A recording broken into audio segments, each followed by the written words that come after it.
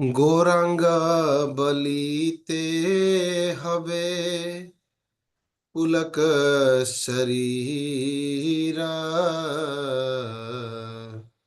हरिहरि बलिते नयन बबे नीरा आर कबे नीताई चांदेर करुणा हई बे संसार वासना मोर कब तुच्छ हई बे विषय छड़िया कबे सुध बेमान कबे हम हेरिबो श्री वृंदावन रूप रघुनाथ पदे होइबे आकुति कबे हम बुझिबो युगल परीति रूप रघुनाथ पदे रहो मोरे आस प्रार्थना करे सदा नरोत्तम दास। हरे कृष्णा कृष्णा कृष्णा हरे हरे हरे राम राम राम हरे हरे हरे कृष्णा कृष्णा कृष्णा हरे हरे हरे राम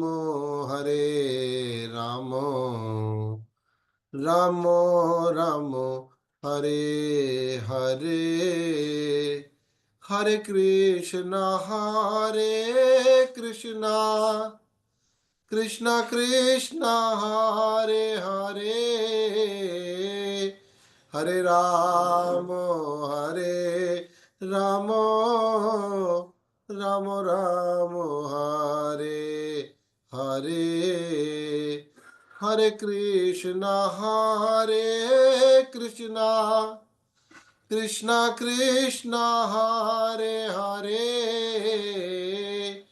हरे राम राम राम राम हरे हरे गौरांग बलिते हवे पुलक शरीरा हरिहरि बलिते नयन बबे नीरा गौरांग बलिते हवे पुलक शरीरा हरिहरि बलिते नयने बबे नीरा। हरे कृष्णा। ये बड़ा सुंदर भजन है। गौरांग भगवान से प्रार्थना की जा रही कि कब उनका नाम लेके मेरे रोमांच होंगे। बड़ा सुंदर भजन है, कभी इसकी व्याख्या करेंगे हम लोग। तो हरे कृष्णा, आप सब लोगों का स्वागत है हमारी साप्ताहिक सप्ताह में 4 दिन भगवत गीता क्लास में। तो हम सबसे पहले मंगलाचरण करते हैं। ओम अज्ञान तिमिरन्धस्य ज्ञानांजन शलाकया चक्षुरुमिलितं येन तस्मै श्री गुरुवे नमः। श्रीचैतन्यामनोभीष्टं स्थापितं येन भूतले स्वयं रूपा कदा मह्यं ददाति स्वपदान्तिकं वन्देऽहं श्रीगुरो श्रीयुतपदकमलं श्रीगुरुन् वैष्णवांश्च श्रीरूपां सागरजातं सगण रघुनाथानि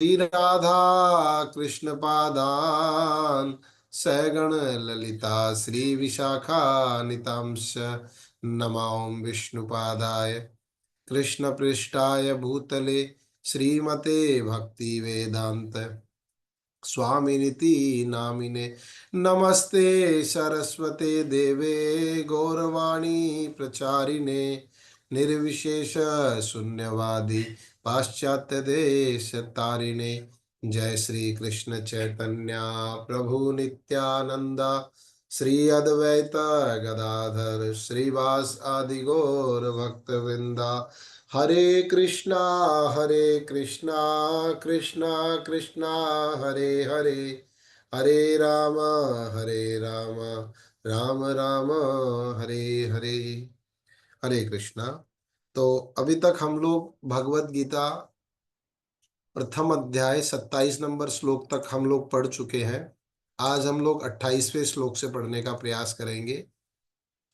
यहाँ से अर्जुन अब अपना शोक व्यक्त करना स्टार्ट करेगा। अर्जुन जैसे ही देखते हैं कि कुरुओं की सेना में उसके सारे रिश्तेदार जिनके साथ वो एंजॉय करता था, अपना सुख दुख बांटता था या बांट सकता था, उस सारे उसके सामने युद्ध करने के लिए खड़े हैं। तो ये देख के अर्जुन भयभीत होता है, घबरा जाता है या करुणा से अभिभूत हो जाता है। तो आज हम लोग श्लोक संख्या 28 से पढ़ेंगे।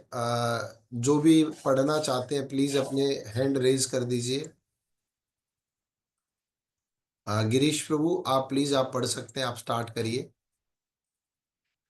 अर्जुन उवाच दृष्ट्वा इमं स्वजनं कृष्ण युयुत्सुम सम उपस्थितम समुपस्थितं सीदन्ति सिद्धिं मम मम गत्राणि गत्राणि मुखं मुखम च च परिशुष्यति। परिशुष्यति। इसको आप अर्जुन अर्जुन उवाच बोल सकते हैं, उवाच नहीं। मतलब आप कभी भी कोई देखेंगे अर्जुन उवाच, मतलब ये ऑलरेडी वो है। और आपने राग बड़ी अच्छी ली, थैंक यू। यस, आगे पढ़ सकते हैं प्रभु जी। शब्दार्थ अनुवाद और तात्पर्य शब्दार्थ सदगुरु अनुवाद श्री तात्पर्य प्रभुपाद श्रील द्वारा। प्रभुपाद जी के द्वारा। श्रील प्रभुपाद जी की जय। अर्जुन ने कहा, हे कृष्ण, इस प्रकार युद्ध की इच्छा नहीं रखने वाले। अर्जुन, ये शब्दार्थ भूल गए आप। अच्छा, शब्दार्थ, हाँ शब्दार्थ। अर्जुन उवाच, अर्जुन ने कहा, दृष्टवा देखकर, इमम इन सारे, स्वजनम संबंधियों को, कृष्ण हे कृष्ण, युयुत्सुम युद्ध की इच्छा रखने वाले, समुपस्थितिम उपस्थित, सिद्धिंति काप रहे हैं, मम मेरे, गत्राणी शरीर के अंग, मुखम मुंह, च भी परिशुष्यति सूख रहा है। अर्जुन ने कहा, हे कृष्ण, इस प्रकार युद्ध की इच्छा रखने वाले अपने मित्रों तथा संबंधियों को अपने समक्ष उपस्थित देखकर मेरे शरीर के अंग कांप रहे हैं और मेरा मुंह सूख जा रहा है। तात्पर्य, यथार्थ भक्ति से युक्त मनुष्य में वे सारे सद्गुण रहते हैं जो सत्पुरुषों या देवताओं में पाए जाते हैं, जबकि अभक्त अपनी शिक्षा तथा संस्कृति के द्वारा भौतिक योग्यताओं में चाहे कितना ही उन्नत क्यों न हो, उन उन इन ईश्वरीय गुणों से विहीन होता है। अतः स्वजनों, मित्रों तथा संबंधियों को युद्ध भूमि में देखते ही अर्जुन उन सबों के लिए करुणा से अभिभूत हो गया जिन्होंने परस्पर युद्ध करने का निश्चय किया था। जहाँ तक उसके अपने सैनिक का संबंध था, वह उनके प्रति प्रारंभ से दयालु था, किंतु विपक्षी दल के सैनिकों की आसन्न मृत्यु को देखकर वह उन पर भी दया का अनुभव कर रहा था। और जब वह इस प्रकार सोच रहा था तो उसके अंगों में कंपन होने लगा और मुंह सूख गया। उन सबको युद्धाभिमुख देखकर उसे आश्चर्य भी हुआ। प्राय सारा कुटुंब, अर्जुन के सगे संबंधी उससे युद्ध करने आए थे। यद्यपि इसका उल्लेख नहीं है, किंतु तो भी सहज अनुमान लगाया जा सकता है कि न केवल उसके अंग कांप रहे थे और मुंह सूख रहा था, अपितु वह दयावश रुदन भी कर रहा था। अर्जुन में ऐसे लक्षण किसी दुर्बलता के कारण नहीं, अपितु हृदय की कोमलता के कारण थे, जो भगवान के शुद्ध भक्त का लक्षण है। अतः कहा गया है, यस्याति यस्यस्ति भक्ति अभगवत किंचना सर्वे गुणे तत्र समासते सुरा कुतो महद गुण मनोरथम अस्ति धावतो बहि। जो भगवान के प्रति अविचल भक्ति रखता है, उसमें देवताओं के सद्गुण पाए जाते हैं, किंतु जो भगवत भक्त नहीं है, उसके पास भौतिक योग्यता ही रहती है, जिसका कोई मूल्य नहीं होता। इसका कारण यह है कि मानसिक धरातल पर मंडराता रहता है और ज्वलंत माया के द्वारा अवश्य ही आकृष्ट होता है। भागवत 5.5 भागवत 5:18-12। 5:18-12। यस। देखिए यहाँ से जैसे मैं बताया ना, अर्जुन अब करुणा से अभिभूत हो रहा है और उसके हाथ भी कांप रहे हैं और मुंह भी सूख रहा है, शरीर में कंपन होने लग गया अर्जुन के। और उसका कारण प्रभुपाद जी तात्पर्य में बताते, अर्जुन कोई भयभीत नहीं हुआ। अर्जुन को एक भक्त का स्वभाव है पर दुख दुखी। और हमारा क्या है, जनरल लोगों का हमारे से तात्पर्य है पर सुख दुखी। हमें हम हमारे दुख से दुखी नहीं है, हमारा दुख का कारण दूसरा इतना सुख क्यों मिल रहा है उसको। जैसे शिक्षाष्टकम प्रभु जी बड़ा सुंदर एक एग्जाम्पल देते हैं। वो एग्जाम्पल देते हुए बताते हैं कि जैसे अब कोई व्यक्ति आया, अब जैसे हमारे खजांची है वेंकटेश प्रभु। अब वेंकटेश प्रभु सुबह सुबह खुश हुए और उन्होंने लाके गिरीश प्रभु को 10,000 रुपया दे दिया। गिरीश प्रभु सुबह जप कर रहे हैं मंदिर में बैठ के, हरे कृष्ण कृष्ण कृष्ण हरे हरे, हरे राम राम राम हरे हरे। और प्रभु जी आए और उनको 10,000 रुपया दे दिया। तो गिरीश प्रभु बड़ा खुश होंगे, बड़ी कृतज्ञता व्यक्त करेंगे, अरे मैं तो इसके लायक ही नहीं, मुझे क्यों 10,000 रुपया दिया वेंकटेश प्रभु ने, उसकी क्या जरूरत थी, कोई मैंने तो ऐसा कोई कार्य भी नहीं किया जो मुझे वो 10,000 रुपये देते। ये सब थॉट प्रोसेस चल रहा है।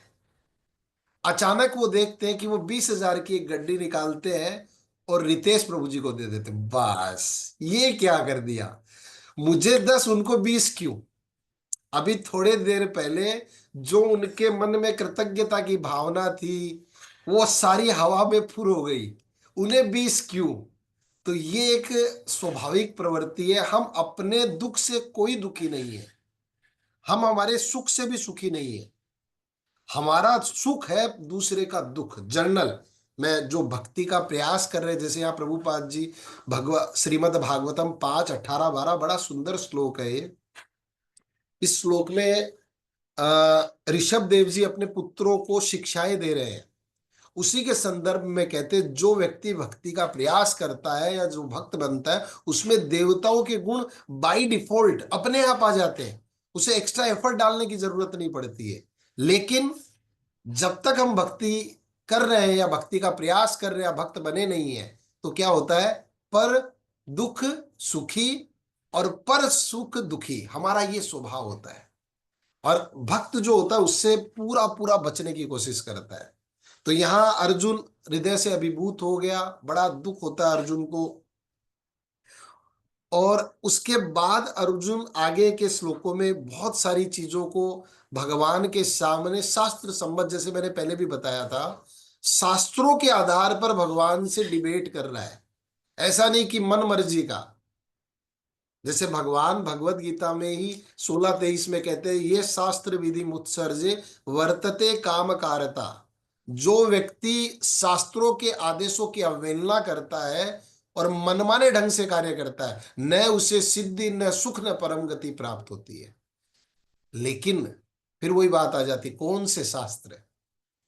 जैसे हम लोग कल भी चर्चा कर रहे थे, हमारे 18 पुराण हैं। 18 पुराणों में से 6 पुराण है तमोगुणी व्यक्तियों के लिए, 6 पुराण है रजोगुणी व्यक्तियों के लिए, और 6 पुराण है सतोगुणी व्यक्ति के लिए। और उन सारे पुराणों में सर्वश्रेष्ठ पुराण है श्रीमद् भागवतम। ऐसे ही 108 उपनिषद है, उसमें सर्वश्रेष्ठ उपनिषद है गीतोपनिषद, भगवत गीता। ये सारे पुराणों सारे वेदों का सार है। क्यों? क्योंकि भगवत गीता में भगवान की महत्ता को, भगवान की महत्वपूर्णता को स्थापित किया गया है कि भगवान ही सर्वस्व है। जैसे भगवत गीता 10.8, उसमें भगवान कहते हैं अहम सर्वस्य प्रभवो मत्त सर्व प्रवर्तते इति मत्वा भजन्ते माम बुद्धा भाव समन्विता। तो इसके तात्पर्य में भी बड़ी सुंदर बात कहते हैं, मैं तात्पर्य से एक आध लाइन हाईलाइट करना चाहूंगा। यहां वो कह रहे हैं कि अर्जुन भी, मतलब उसका मुंह भी सूख गया और ऐसा कहीं उल्लेख नहीं है, प्रभुपाद जी कह रहे हैं, लेकिन ऐसा लग रहा है कि दयावश वो रुदन भी कर रहा था, कहां पे भी रहा था। और हम लोग 2 दिन पहले चर्चा कर रहे थे कि भगवान के साथ जो रस होते हैं वो 12 रस होते हैं, उसमें से 7 गौण और 5 मुख्य है। तो मुख्य रस तो हम सब लोगों को जनरली पता है कि शांत रस, दास्य रस, सख्य रस, वात्सल्य रस और माधुर्य रस। माधुर्य रस। माधुर्य। Yes yes yes. तो लेकिन जो 5 गुण,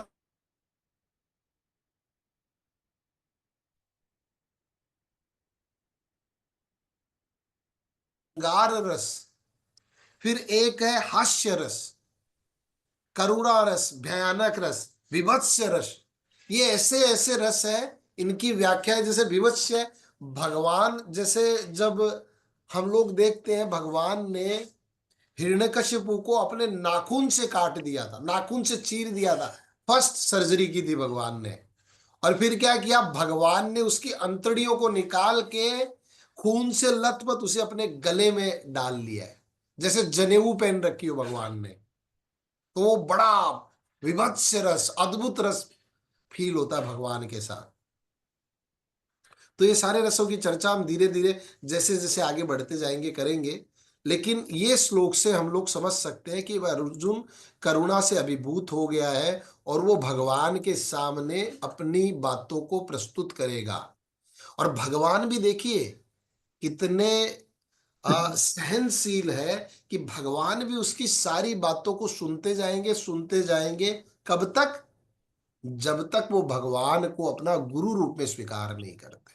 भगवान बीच में ज्यादा नहीं बोलते हैं।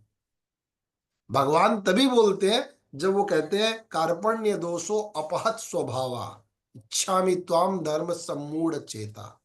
जब तक वो शरणागत नहीं होता भगवान के, तब तक भगवान अर्जुन को कुछ नहीं कहते।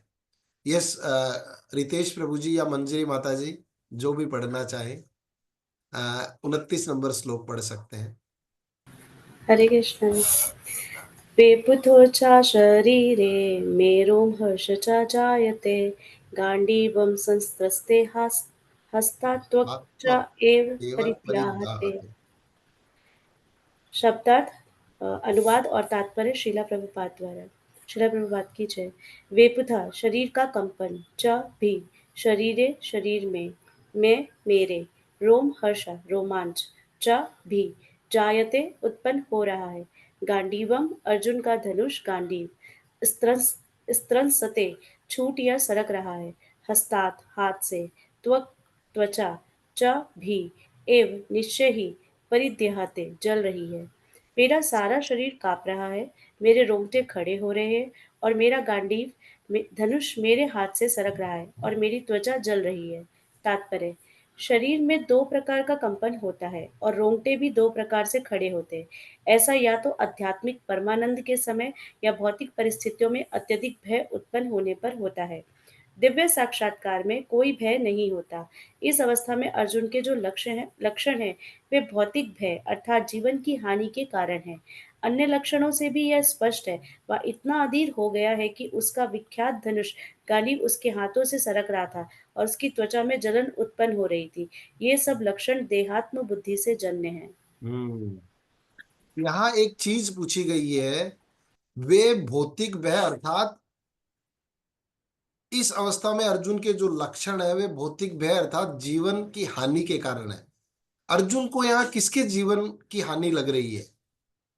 सगे संबंधियों परिजनों के। हाँ, परिजनों के। अर्जुन अपने लिए नहीं घबरा रहा है, अर्जुन को बिल्कुल भी अपनी क्योंकि वो तो परम वीर है, महावीर है, उसको युद्ध से कभी घबराता नहीं था अर्जुन। अर्जुन ने इन्हीं कुरुओं की सेना को अकेले, जब विराट राज में वो छिपे हुए थे, तो अकेले हराया था। तो वो कोई इनकी कि ये मेरे को मार देंगे इस वजह से नहीं डर रहा था। उसको डर लग रहा था अपने सगे संबंधियों का क्या होगा। वो बेचारे निर्दोष बिना किसी कारण से इस युद्ध में आ गए हैं और वो मर जाएंगे। इसलिए अर्जुन का शरीर कांप रहा है, मतलब हाथ कांप रहा है, रोंगटे खड़े हो रहे हैं, हाथ से उसका प्रसिद्ध गांडीव धनुष छूट रहा है। ऐसे सब लक्षण प्रकट हो रहे हैं। यस, आगे कौन पढ़ना चाहेगा? 30 नंबर श्लोक। वेंकटेश प्रभु जी प्लीज आप पढ़िए। न च शक्नोम्यवस्थातुं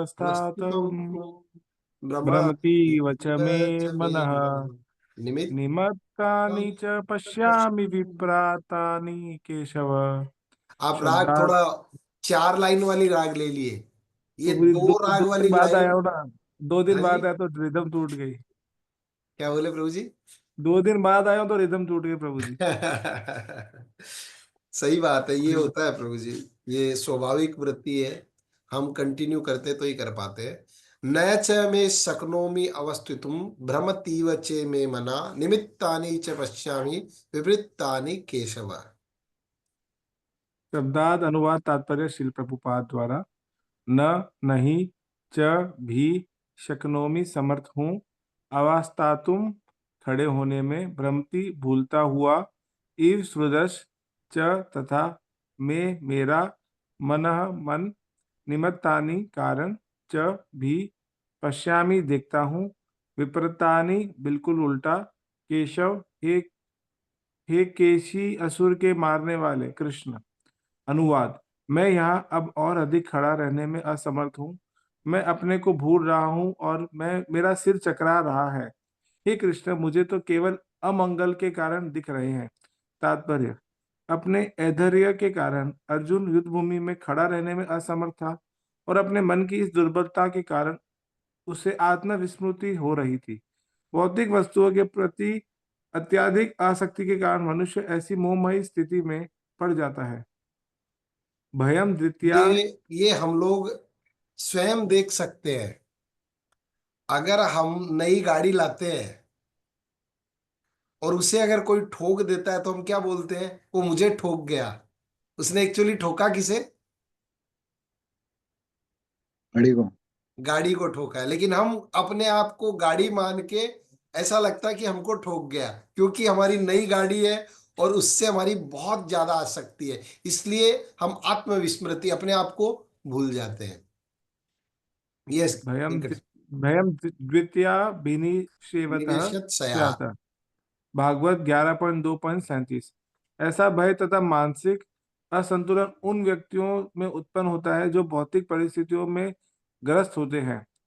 अर्जुन को युद्ध भूमि में केवल दुखदायी पराजय की प्रतीत हो रही थी। वह शत्रु पर विजय पाकर भी सुखी नहीं होगा। निमित्तानि विपरीतानि शब्द महत्वपूर्ण है। जब मनुष्य को अपनी आशाओं में केवल निराशा दिखती है तो वह सोचता है, मैं यहाँ क्यों हूँ। प्रत्येक प्राणी अपने में तथा अपने स्वार्थ में रुचि रखता है, किसी की भी परमात्मा में रुचि नहीं होती। कृष्ण की इच्छा से अर्जुन अपने स्वार्थ के प्रति अज्ञान दिखा रहा है।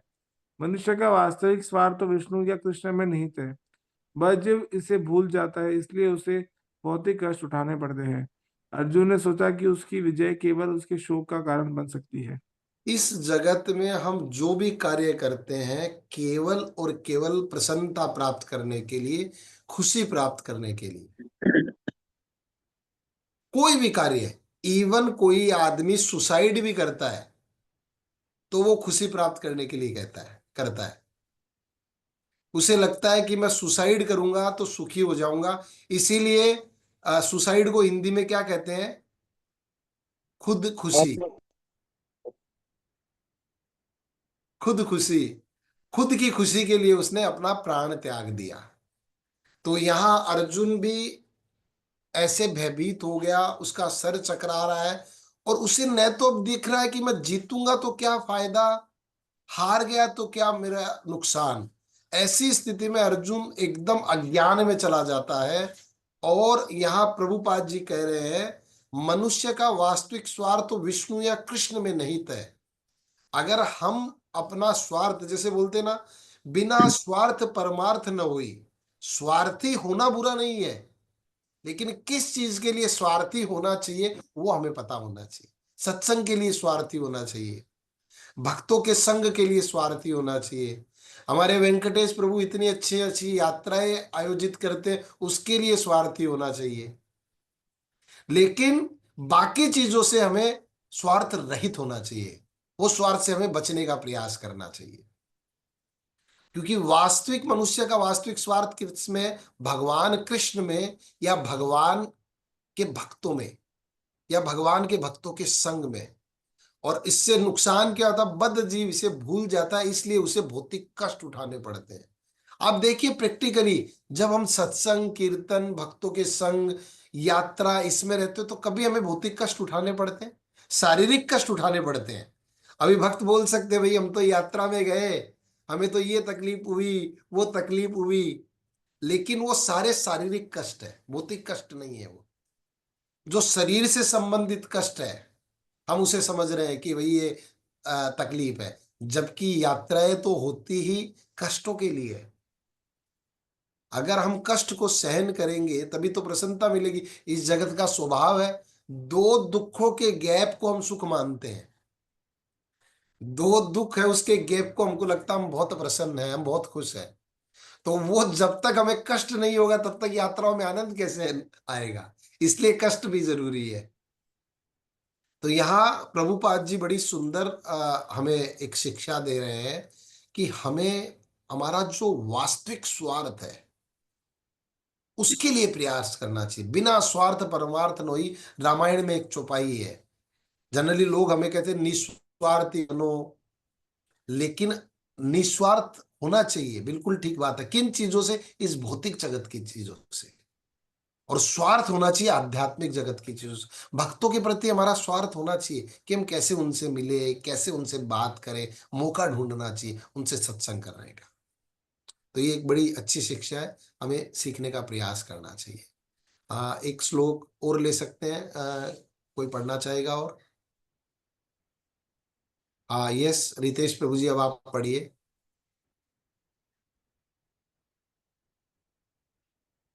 अनम्यूट करिए प्रभु जी। हाँ यस, हो गया। हरे कृष्णा प्रभु। हरे कृष्णा प्रभु जी। न च श्रेयो न नुपश्यामि अनुपश्यामि हत्वा हत्वा स्वजनम आवे, स्वजनमानन्दे न न कांक्षे काले विजयम कृष्ण, न न च च राज्यम राज्यं सुखानि च। सुखानिश्च। अनुवाद शिला प्रभुपाद द्वारा। तात्पर्य अनुवाद शिला प्रभुपाद द्वारा। प्रभुपाद की जय।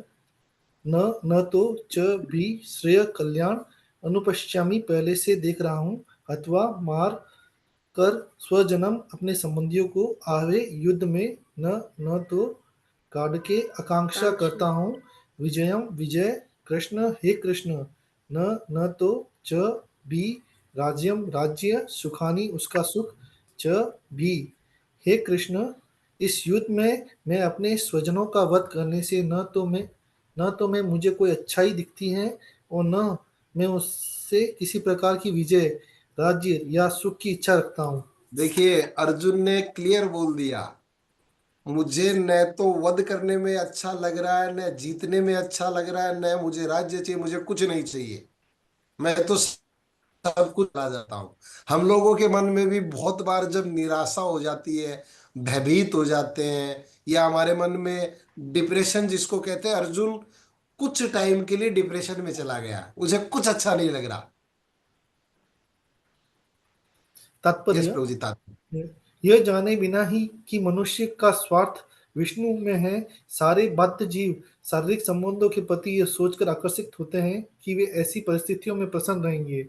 ऐसे देहात्म हर आदमी पूरा प्रयास करता है कि मैं कैसे प्रसन्न रहूं, हर तरह की योजना बनाता है, और उसका एंड रिजल्ट क्या आता है?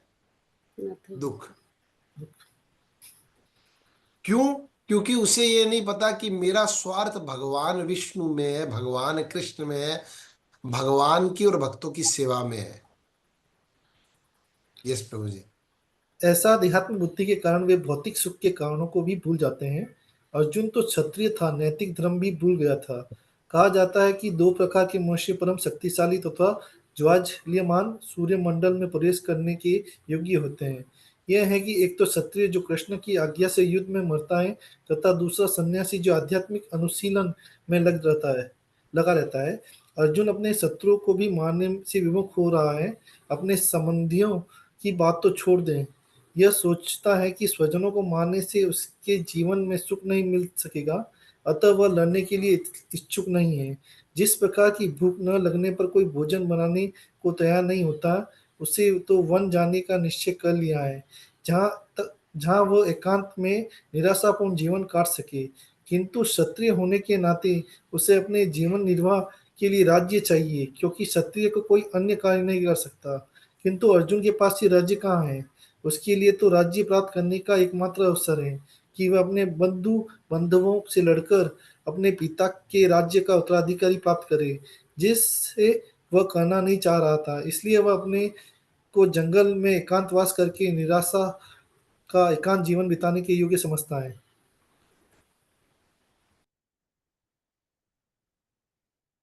यहाँ प्रभुपाद जी देखिए, एकांत को क्लियर निराशा है। हम अकेले रहकर कभी भी सुखी नहीं हो सकते हैं। प्रभुपाद जी बड़ा मतलब 2 बार इसमें लिखा है कि निराशा का एकांत जीवन, तो हमें ये शिक्षा मिलती है। कई बार हमें लगता है ना यार सब छोड़ दो यार, भक्तों में भी ऐसा ही हो रहा है, यहाँ भी ऐसा ही हो रहा है, छोड़ो ये सब। नहीं, एकांत में रह के हमें कभी भी फायदा नहीं होता।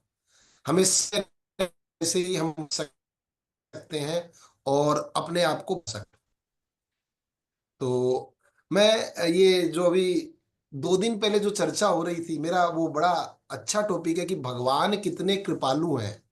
हम लोगों ने चर्चा भी की कि भगवान अपने स्थान से कभी भी गिरते नहीं, कैसा भी कोई कार्य कर ले। नीच नीच से नीच कार्य जिनको हम हमारी बुद्धि से नीच मानते हैं, उस कार्य को भी भगवान करते हैं, तो वो भगवान अपनी स्थिति से गिरते नहीं। उसी संदर्भ में हम लोगों ने देखा कि भगवान पांडवों के लिए सारथी बने, शांति दूत बने। तो भगवान एक बड़ा सुंदर हमें मैसेज देते हैं ह्यूमिलिटी का। अगर हम विनम्र नहीं बनेंगे तो हम सेवक नहीं बन सकते। तो उसके लिए मुझे एक बड़ी सुंदर प्रार्थना की, मैं आपको पढ़ के सुनाता हूं और फिर ग्रुप में भी शेयर करूंगा, और उससे हम शिक्षा ले सकते हैं। बड़ी सुंदर प्रार्थना मुझे अच्छी लगी। O Krishna, please grant me the humility to serve other with love and devotion, just as you serve your devotees. May I always remember that true greatness lies in selfless service, and may I strive to follow your example in all respect of my life. इसे अगर हम हिंदी में पढ़ते हैं, बड़ी सुंदर प्रार्थना मुझे दिखी है। हे कृष्ण, कृपया मुझे प्रेम और भक्ति के साथ दूसरों की सेवा करने की विनम्रता प्रदान करें। मतलब हमें विनम्रता क्यों चाहिए? दूसरों को हम प्रेम दे सके, दूसरों की सेवा कर सके। जिससे जैसे आप अपने भक्तों की सेवा करते, भगवान को मजा सेवा करा के नहीं आता है। जैसे हम लोग भगवान कृष्ण की लीलाओं में देखते हैं, नंद बाबा कहते थे जाओ मेरी खड़ाऊ लेके आओ, तो भगवान को मजा आता अपने सर पे नंद बाबा की खड़ाऊ लेके दौड़ते दौड़ते नन्हे नन्हे कदमों से आ रहे। भगवान को मजा उसमें आता है। भगवान को कोई जब आदेश देता है तो भगवान को और मजा आता है, भगवान उस रस का भी आस्वादन करते हैं। जैसे आप अपने भक्तों की सेवा करते हैं, फिर क्या कहते, क्या मैं हमेशा याद रख सकता हूं? हमें ये याद रखना चाहिए हमेशा कि सच्ची महानता निस्वार्थ सेवा में निहित है। Selfless service. हम लोग कहते हैं ना, नेकी कर दरिया में डाल। हमें अच्छा करके भूल जाना है, तो ही हम सही काम और अच्छा काम कर पाएंगे। अगर हम उसको याद रखेंगे तो हमारी एक्सपेक्टेशन बन जाएगी, हमारी इच्छाएं बन जाएगी। और क्या मैं अपने जीवन के सभी पहलुओं में आपके उदाहरण का पालन करने का प्रयास कर सकता हूं कि भगवान किस तरह से सेवा करने के लिए, जैसे मैंने बताया, भगवान ने जब अश्वमेध यज्ञ कर रहे थे युधिष्ठिर महाराज, तो उस समय भगवान ने, आप लोगों में से कोई बताएगा क्या सेवा ली थी भगवान ने?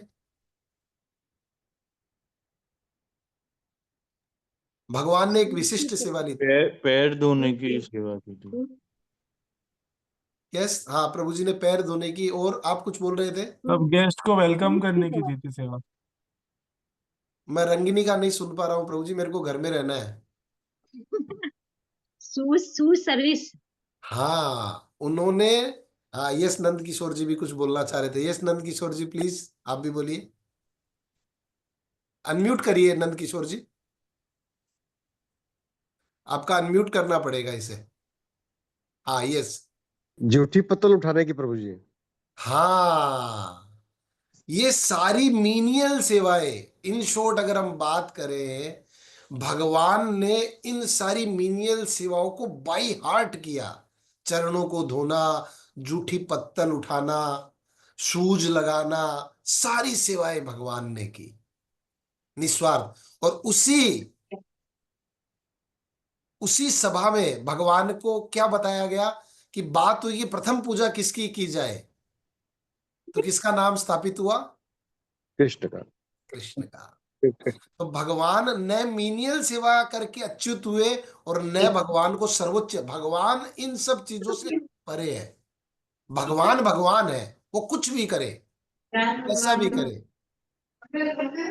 इसलिए हमें सदैव याद रखना चाहिए। ये प्रार्थना मुझे बड़ी अच्छी लगी, आप लोगों को पता नहीं कि क्या मैं मेरे जीवन में ये प्रार्थना कर सकता हूं कि मैं सदैव विनम्र रहूं। क्यों?